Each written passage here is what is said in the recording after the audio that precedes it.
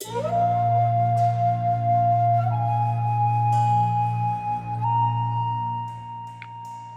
concept of brainwashing has been viral in popular culture since its origins, that date back to the Korean War. This painful event hammered the world between 1950 and 1953. To understand the facts of the Korean War, it is necessary to appeal to the context of the Cold War. This conflict occupied most of the second half of the 20th century after World War II.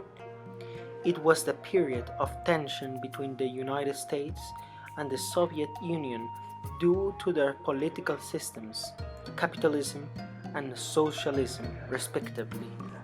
Both countries feared the attack of the other, but neither of them took place. The wars of Vietnam and Korea were the military consequences of the Cold War. The Korean territory was divided at the end of the World War II in August 1945.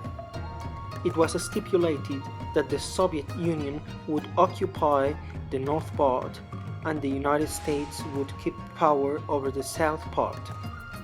This division of the land was made by the 38th parallel, an imaginary line that was at the half of the peninsula, which defined the frontiers between each country. Over the past of years, both states were ruled by dictators. Neither of them was willing to stay on their side of the 38th parallel. This was so evident that even before the beginning of the war, almost 10,000 soldiers from both countries were killed in combat. The war started on June 25, 1950, as 75,000 soldiers from the Democratic People's Republic of Korea, North Korea, invaded the Republic of Korea, South Korea. North Korea was directly linked with the socialist ideals and was supported mainly by the People's Republic of China, while South Korea had a capitalistic system and was backed up by the UN, United Nations, with the United States as a leader.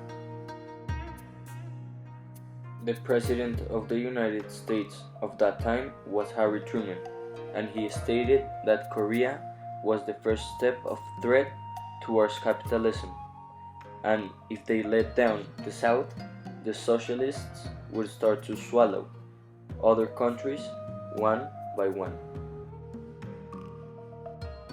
He said that the fight for the Korean Peninsula was a global symbol of the struggle between West and East, capitalism and socialism, good and evil. So he had the responsibility of sending troops to support the South. Eventually, those soldiers could be killed or captured, and the soldiers that were caught were considered as prisoners of war. It is suspected that the North, controlled by China and the Soviets, used torture techniques to change the political posture of the prisoners. This was called indoctrination. In this case, they were trying to replace the capitalist ideas for the socialist. It is in this context that the term brainwashing is conceived. The soldiers from the north used techniques such as starvation, extreme temperatures, sleep deprivation, physical abuse, psychological stress, and socialism lectures. The theories of brainwashing and mind control were originally developed to explain how totalitarian regimes appeared to systematically indoctrinate prisoners of war through propaganda and torture techniques, such as the ones used in the Korean War.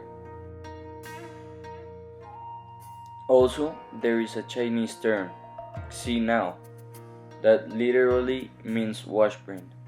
This was originally used to describe methodologies of persuasion used in the Maoist government in China, which aimed to the transformation of individuals with reactionary imperialist mindset into a right-thinking members of the Chinese socialist system. As the main supporter of North Korea was China, this term could have been used in the Korean War. Nevertheless, in 1956, after re-examining the concept of brainwashing following the war, the US Army published a report entitled Communist Interrogation, Indoctrination and Exploitation of Prisoners of War. This report called brainwashing a popular misconception and stated exhaustive research of several government agencies failed to reveal even one conclusively documented case of brainwashing of an American prisoner of war in Korea. This meant that the only proof that brainwashing in the Korean War existed was merely testimonies.